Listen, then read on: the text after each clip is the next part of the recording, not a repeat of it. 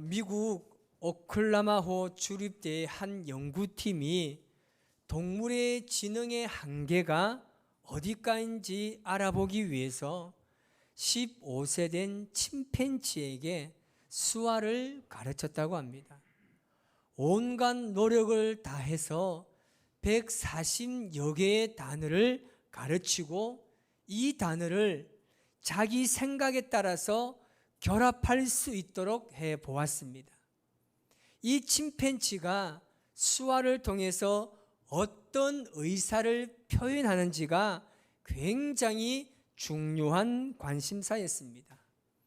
그랬더니 이 침팬지가 맨 처음으로 표현한 말이 있습니다. 이것은 뭐냐면 Let me out입니다. 이 말은 뭐냐면 나를 좀 내보내 달라는 겁니다. 제발 당신들 때문에 귀찮아 죽겠으니 나를 좀 자유롭게 해달라는 의사 표현을 한 것입니다. 이처럼 자유란 짐승도 원한다는 사실을 말해주는 놀라운 실험 결과였습니다. 하물며 인간은 어떻겠습니까? 미국의 독립운동가인 패트릭 헨리가 말한 것처럼 자유가 아니면 죽음을 달라는 것처럼 인간은 누구나 자유를 갈망하는 존재입니다. 모든 사람들이 갈망하는 이 자유를 어디에서 얻을 수 있겠습니까? 물질 때문에 힘들어하는 사람은 물질의 풍성함을 누리면 어느 정도 자유해질 수 있습니다. 몸이 불편하거나 아픈 사람들은 이 몸이 빨리 나아서 건강해져야 어느 정도의 자유를 누릴 수가 있습니다. 그러나 이 모든 것은 한계가 있기 마련입니다. 그래서 우리는 예수님 안에 진정한 자유가 있음을 믿음으로 고백해야 하는 것입니다. 예수님께서 병든 자를 고쳐주십니다. 귀신 들린 자를 놓아주며 눈먼 자에게 보게 함으로 전 인류에 자유를 주시기 위해서 이 땅에 오신 것입니다. 오늘은 광복절 기념주일입니다. 원래 우리나라가 광복을 맞이한 76주년 되는 해입니다. 전 세계 어느 민족이나 그 역사를 살펴보면 크고 작은 폭풍이 있기 마련입니다. 그런데 우리 대한민국의 역사에서 가장 커다란 폭풍이 있다면 그것은 바로 국권을 상실한 사건입니다. 1910년 8월 29일은 한일합병이라는 조약을 맺은 날입니다. 이 날을 경술국치일이라고도 말합니다. 우리가 일제에 완전히 주권을 빼앗긴 안타까운 사건입니다.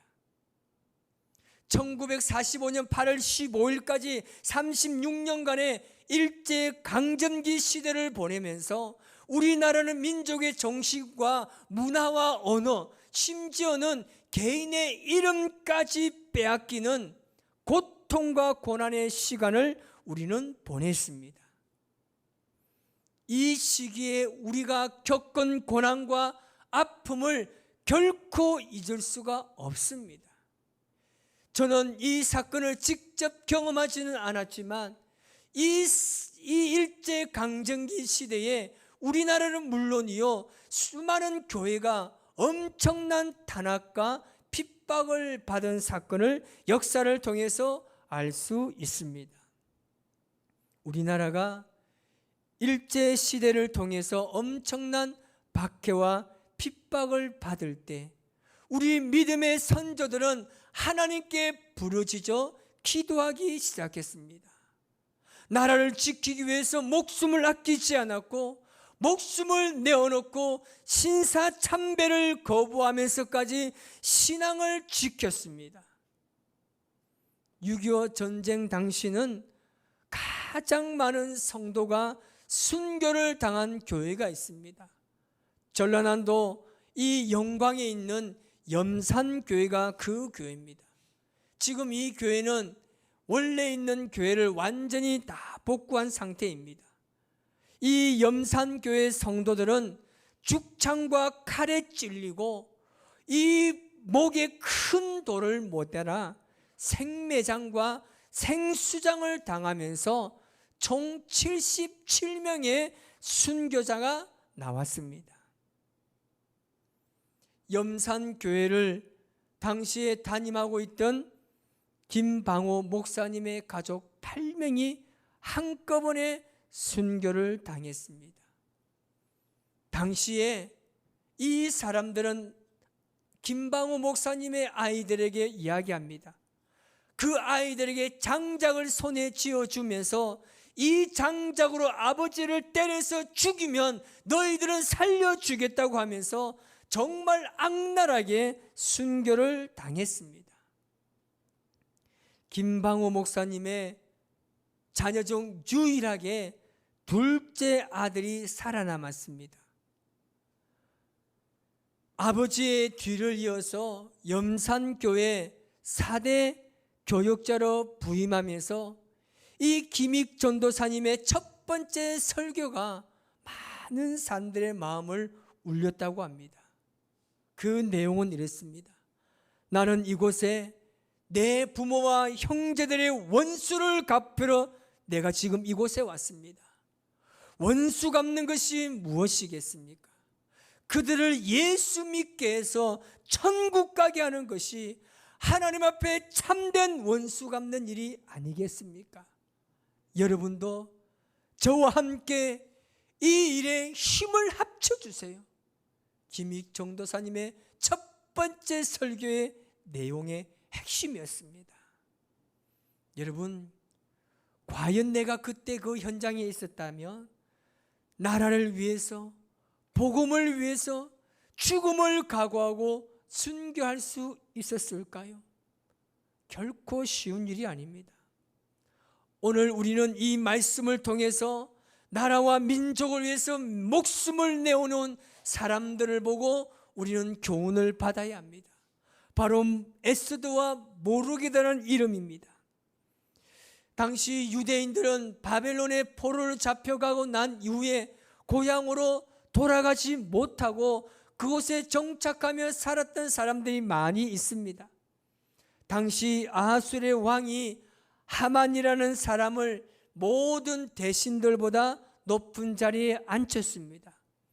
그리고 왕은 모든 신하들에게 하만에게 무릎을 꿇도록 그리고 그에게 절하도록 명령하였습니다. 오늘 우리가 읽은 본문 1절 2절 말씀에 이렇게 말하고 있습니다. 우리 같이 한번 읽어보겠습니다. 시작.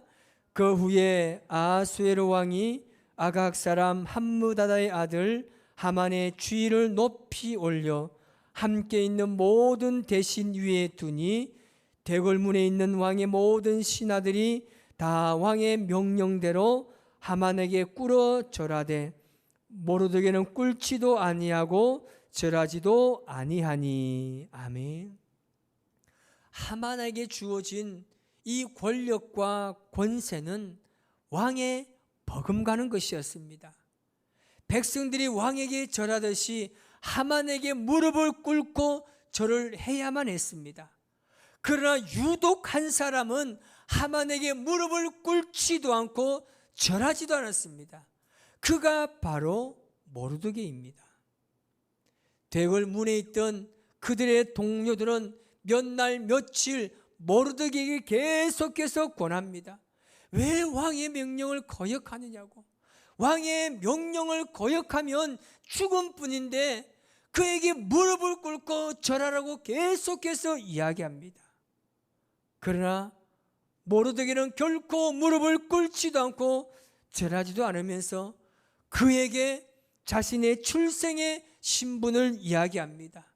4절 말씀을 같이 한번 읽어보겠습니다. 시작. 날마다 권하되 모르드게가 듣지 아니하고 자기는 유다인임을 알렸더니 그들이 모르드게의 일이 어찌되나 보고자 하여 하만에게 전하였더라. 아멘. 이 말은 동료들은 이 모르드게가 유다인임을 알고 하만에게 고발한 겁니다. 그때 하만이 어떤 행동을 합니까? 6절에 이렇게 말합니다. 6절입니다. 시작. 그들이 모르드게의 민족을 하만에게 알림으로 하만이 모르드게만 죽이는 것이 부족하다고 생각하고 아수르의 온 나라에 있는 유다인 곧 모르드게의 민족을 다 멸하고자 하더라. 아멘. 하만이 안 그래도 눈에 가시처럼 여기는 이 모르드게를 어떻게 해야 될지를 생각하는 중에 그가 유대인임을 알게 됩니다. 그래서 잘 됐다고 생각합니다.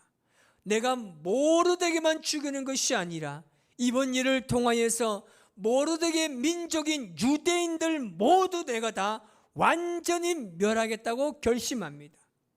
여러분, 그런데 왜 하만이 모르드게만 죽인다라면 이해가 하겠습니다. 왜냐하면 왕의 명령을 어겼기 때문에 충분히 죽일 수 있는 하나의 죄목이 됩니다. 그런데 그가 유대인인 줄 알고 모르드게뿐만 아니라 그의 민족까지 왜 죽이려고 했을까요? 그 이유는 하만의 이 신분을 보며 이해할 수 있습니다. 하만이 누구냐면 1절 말씀에 보면 그를 어떻게 소개하느냐 하면 아각 사람 함므다다의 아들이라고 소개합니다. 아각은 누구냐면 사울 왕 시절에 이스라엘에게 늘 도전하고 함께 전쟁을 했던 아말렉 족속의 왕입니다. 이 말은 뭡니까?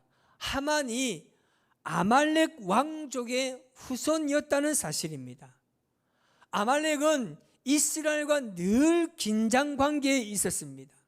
그리고 이스라엘과 아말렉은 수차례 전쟁을 치른 적대적인 관계였습니다. 그래서 하만은 이스라엘 백성들에 대한 적개심을 가지고 있었는 거예요. 마치 우리나라가 일본에게는 가위바위보도 지면 안 된다는 그 마음처럼 그가 그렇게 가지고 있었는 거예요. 그래서 유대민족을 다 멸절시키려고 했던 겁니다. 하만은 왕에게 이 이야기를 합니다. 어떻게 이야기하느냐 하면 한 민족이 왕의 법률과 다릅니다. 한 민족이 왕의 법률을 지키지도 않고 있습니다.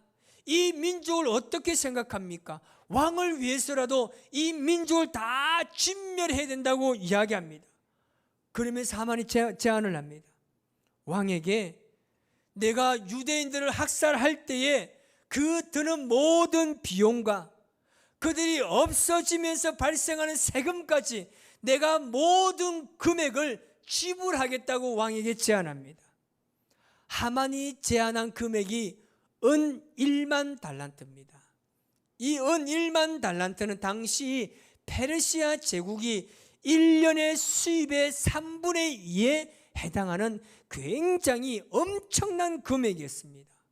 왕은 이 하만의 제안을 거절할 이유가 없습니다. 그래서 온 나라 지방에 조서를 다 내립니다. 이 일을 통해서 이 수상궁에는 정말 어지럽습니다. 정신이 없습니다. 그때 하만과 아수르의 왕이 뭐하고 있습니까? 이 사람들은 둘이서 앉아서 지금 술을 마시고 있는 거예요. 민족을 말살하는 조서를 내리는 이 시점에서 이 두 사람은 악을 서로 도모하면서 술을 마시고 있는 거예요. 여러분, 자신의 권력을 남용해서 수많은 사람들을 죽이러 결단한 그 시점에서 악을 함께 도모한 이 아수르의 왕과 하만은 편안하게 앉아서 술을 마시고 있는 겁니다. 모르드게가 화가 납니다. 그가 옷을 찢고 굵은 베옷을 입고 죄를 뒤집어 쓰고 성중에 나가서 대성통곡하며 기도합니다. 이 일은 삽시간에 모든 유대인들에게 전해주고 유대인들 모두가 함께 금식하며 기도합니다. 이때 에스드라는 인물이 등장합니다. 에스드가 누굽니까? 모르드게의 사촌 여동생입니다. 모르드게는 그를 딸처럼 양육했습니다. 어느 날 모르드게가 굵은 베옷을 입고 통곡하고 있다는 소식을 들은 에스더가 시녀와 내시를 통해서 그에게 좋은 옷을 주면서 그 굵은 베옷을 벗기기 위해서 그를 보냅니다. 그런데 어쩐 일인지 모르드게가 그 옷을 입지 않고 다시 돌려보냅니다. 이 일을 이상하게 여긴 에스더가 자신에게 수종되는 하닥이라는 내시를 보내서 이 일이 어떤 일 때문에 이르는지 정황을 자세히 살펴보라고 이야기합니다. 그때 모르드게가 하닥을 통해서 에스더에게 기막힌 말을 합니다. 오늘 본문 4장 13절에서 14절 말씀을 우리 같이 한번 읽어보겠습니다. 시작. 모르드게가 그를 시켜 에스더에게 회답하되 너는 왕궁에 있으니 모든 유다인 중에 홀로 목숨을 건지리라 생각하지 말라.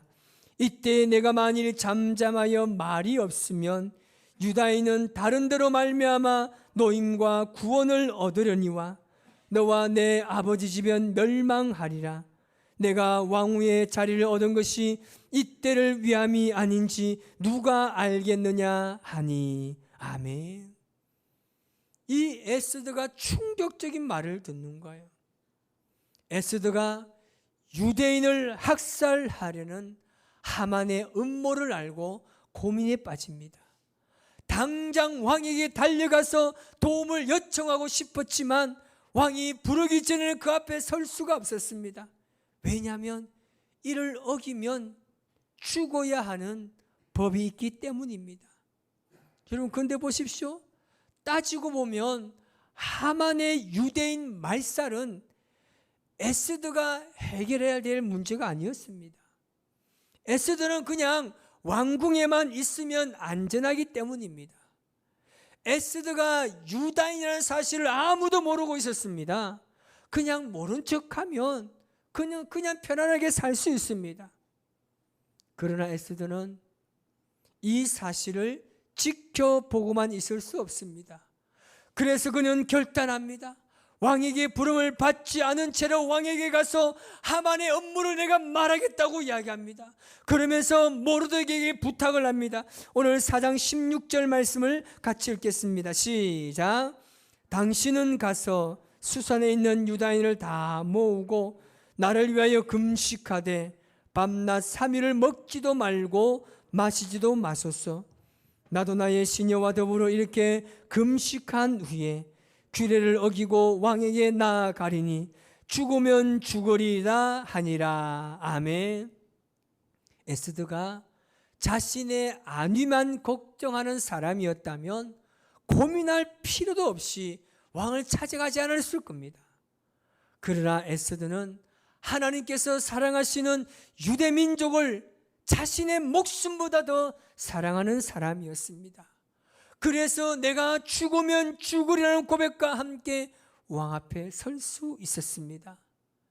에스더는 유대 민족의 구원을 위해서 자신이 왕비의 자리에 앉아 있음을 깨닫고 하나님의 섭리와 계획에 모든 것을 맡기고 목숨을 걸었던 겁니다. 여러분, 광복절을 맞이하는 우리의 마음은 어떻습니까? 혹시 여러분 광복절 기념 노래를 아시나요? 혹시 아시는 분 손 한번 들어보십시오. 광복절 노래를 아시는 분? 네, 알고 계시는 분이 몇 명 계신데 저도 사실 가물가물했어요. 기억하시나요? 흙 다시 만져보자 바닷물도 춤을 춘다. 여기까지. 더 이상 하면 서로가 실망할 수 있기 때문에 제가 젊은 세대에게 물어봤어요. 우리나라 역사에 남을 만한 그 절기의 노래들 몰라요. 우리는 어릴 때 초등학교 때부터 이런 노래를 늘 불렀습니다. 요즘 세대는 너무나 모릅니다. 여러분, 우리에게 주신 이 광복과 자유를 다시는 빼앗기지 않도록 기도해야 할 것입니다. 또한 광복주의를 지키면서 우리에게 완전한 자유가 올 수 있도록 남북 통일을 위해서 끊임없이 우리는 기도해야 합니다. 나라와 민족을 위한 우리의 사명이 과연 무엇이라고 생각하십니까? 지금은 기도할 때입니다. 나라와 민족을 위해서 쉬지 않고 기도하시는 여러분이 되시기 바랍니다. 에스더처럼 죽으면 죽으리라는 결단으로 나라와 민족을 위해서 기도해야 합니다. 나라의 최대의 위기와 문제를 대통령이 해결할 수 있는 것이 아닙니다. 권력자들이나 정치가들이 해결할 수 있는 문제가 아닙니다. 눈물로 통곡하며 기도하는 사람들을 통해서 하나님께서 해결하시면 이 모든 문제는 해결될 줄 믿습니다.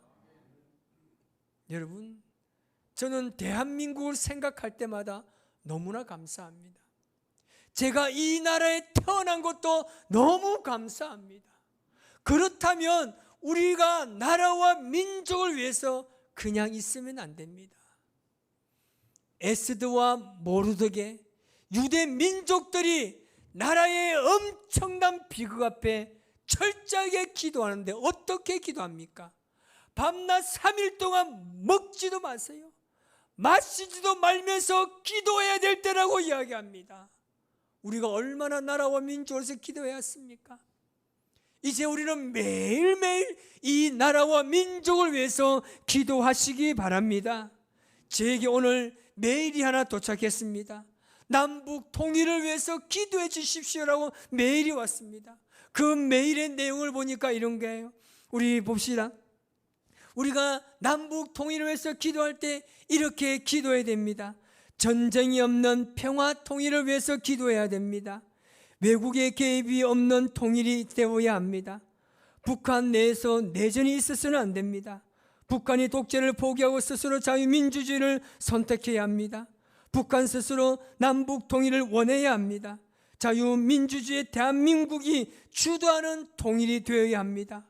여러분, 이런 마음으로 지금 3만 5천 명의 탈북민들, 이들을 정말 하나님의 말씀으로 온전하게 세우고 이들이 정말 목숨을 걸고 자기의 땅에 들어가서 복음을 전가할 수 있도록 우리가 그들을 위해서 함께 일해야 하는 것입니다.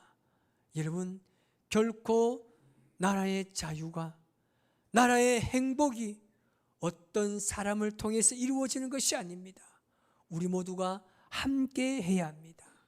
우리 모두가 함께 기도함을 통해서 이 자유 대한민국을 온전하게 세우고 다시는 전쟁이 없는 평화통이 이루어지기 위해서 쉬지 않고 저와 여러분 함께 기도함을 통해서 하나님께서 놀랍게 일하시는 그 놀란 역사를 우리 믿음의 후손들에게도 아름답게 증거하는 저와 여러분의 삶이 되시기를 주님의 이름으로 축복합니다.